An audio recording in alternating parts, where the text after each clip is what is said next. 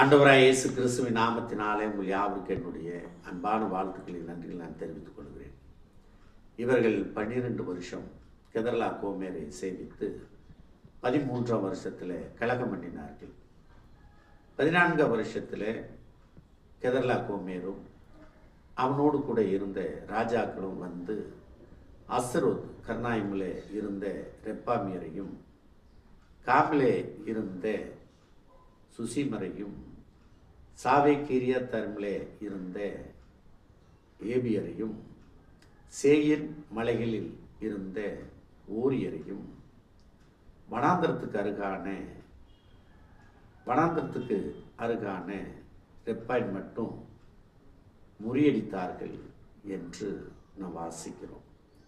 இந்த காலம் அல்ல, அந்த காலத்திலேயே பன்னாட்டு போர் நடந்திருக்கிறது என்பதை இதன் மூலமாக நாம் விளங்கிக் கொள்கிறோம். தேவனுக்கு நாம் நன்றி சொல்லுவோம்.